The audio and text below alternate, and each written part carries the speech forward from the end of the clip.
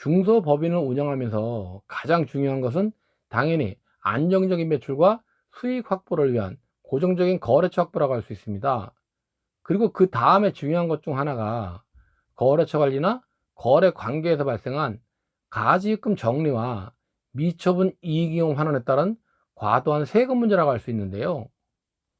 그런데 가지입금 정리나 이익이용 환원 시 세금이 너무 과하다 보니까 절세를 위해서 최근에 많이 활용하고 있는 것이 배우자, 증여자산 공제 한도를 활용한 이익 소각이나 감자 등의 주식 소각입니다.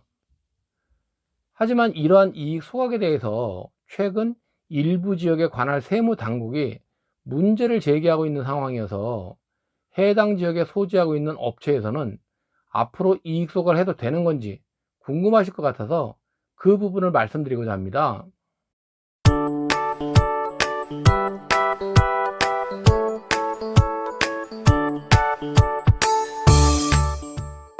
안녕하세요. 이성윤의 중소기업 컨설팅입니다.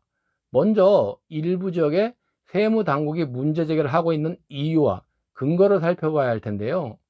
우선 헌법 제59조에서는 조세 법률주의를 규정하고 있습니다. 조세 법률주의란 법률로 과세 요건을 규정하고 이에 따라 국가는 조세를 부과, 징수해야 한다는 것인데요. 다시 말해 법률의 근거 없이 국가는 조세를 부과, 징수할 수 없고 모든 국민은 법률이 정하는 바에 따라 납세 의무를 진다는 원칙입니다. 즉 법률의 규정이 없으면 과세를 할 수 없다는 거거든요. 이러한 조세 법률주의의 취지는 국민의 예측 가능성과 법적 안정성을 보장함으로써 국민의 재산권을 보호하기 위한 것이라고 할 수 있습니다. 그리고 국세 부과 원칙 중에 하나인 실질과세의 원칙이 있는데요. 보시는 것처럼 국세기본법 제14조에 명문화되어 있습니다. 실질과세의 원칙이란 법적 형식과 경제적 실질이 다른 경우에는 경제적 실질에 따라서 과세해야 한다는 원칙입니다. 소득이나 재산의 귀속이 명의자와 사실상의 귀속자가 불일치하는 경우 사실상의 귀속자, 즉 이익을 보는 자를 납세 의무자로 하여 조세를 부과한다는 원칙인데요. 따라서 실질과세 원칙은 부당한 조세 회피 행위를 규제하고 과세 형평을 제고하여 조세 정의를 실현하고자 하는데 주된 목적이 있는 것입니다. 얼핏 보면 서로 대립적인 관계에 있는 것처럼 보이는 조세 법률주의와 실질과세 원칙에 대해서 대법원 판례에서는 상호 대립 관계에 있는 것이 아니라 상호 보완적이고 불가분의 관계에 있다고 판시한 바가 있습니다. 최근 이익 소각에 대해서 문제를 제기하고 있는 일부 지역의 세무 당국은 이 실질과세 원칙에 입각해서 이익 소각을 조세 회피 행위로 규정하고 과세를 하려는 것입니다. 그런데 이익 소각 중 일부는 조세 회피 행위에 해당되어 실질과세 원칙에 따라 과세를 부과받을 수밖에 없는 것이 있지만 대부분은 실질과세 원칙을 내세워서 과세를 할 수 없는 것들이 대부분입니다. 그 이유는 최근 세무당국의 태도에서도 알 수 있는데요. 세무당국에서는 이미 많은 중소법인에서 이익소각을 통해서 절세를 하고 있는 것을 인지하고 있었지만 조세 법률주의에 의거 과세할 수 있는 근거가 없다 보니까 이익소각을 과세하기 위해서 2020년 소득세법을 개정하였습니다. 즉 절세를 위해서 본인의 보유 주식을 배우자에게 증여하고 소각하는 경우 증여받은 사람, 즉 수증자의 취득가액은 증여가액이 되는데 세무당국은 이런 경우에도 과세를 하기 위해서 증여일로부터 1년 이내에 양도를 하는 경우에는 수증자의 취득가액은 증여가액으로 하는 것이 아니라 증여자의 취득가액을 수증자의 취득가액으로 적용하는 것으로 세법을 개정한 것입니다.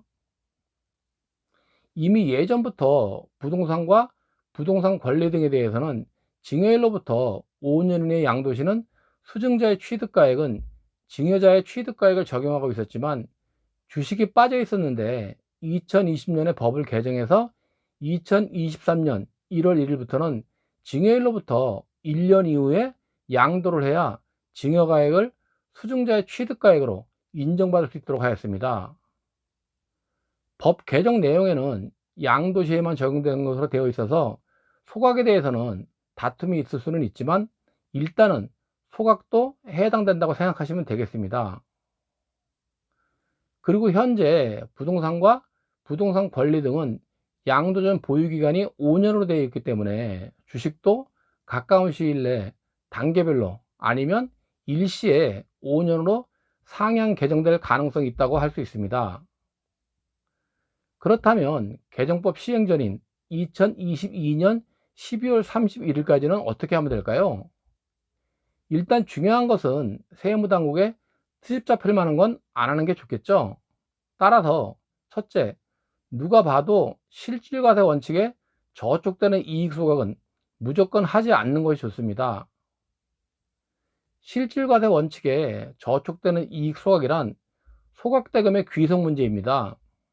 배우자에게 증여 소각을 했다면 소각대금의 귀속자는 배우자이므로 소각대금은 반드시 배우자에게 귀속되어야 할 것입니다. 배우자 명의로 사용되어야 한다는 얘기입니다. 둘째, 실행 과정에서의 절차적 적법성을 더욱 강화할 필요가 있습니다.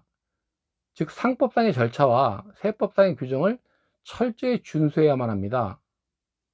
셋째, 아직은 개정법률 시행 전이긴 하지만 세무당국에 조세회피 목적에 인식을 안 주고 법률 개정 취지에도 맞게 징여 후 1년 이상이 경과한 후에 소각을 실시하는 것이 좋습니다.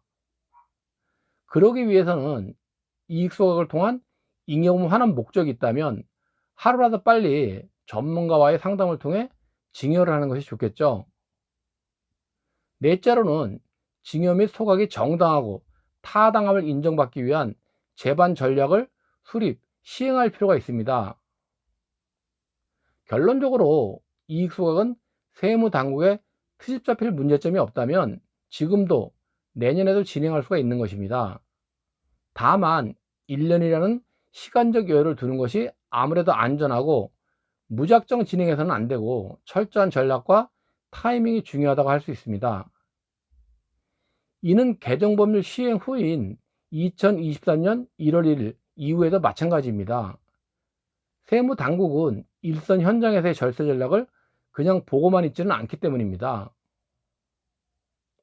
이상으로 최근 이슈가 되고 있는 이익 소각을 해도 되는지에 대해서 알아보았습니다. 궁금하시거나 요청할 사항 있으시면 연락 주십시오. 블로그를 보셔도 되고요. 좋아요와 구독 신청도 꼭 해주십시오. 그럼 다음 시간에 뵙겠습니다. 감사합니다.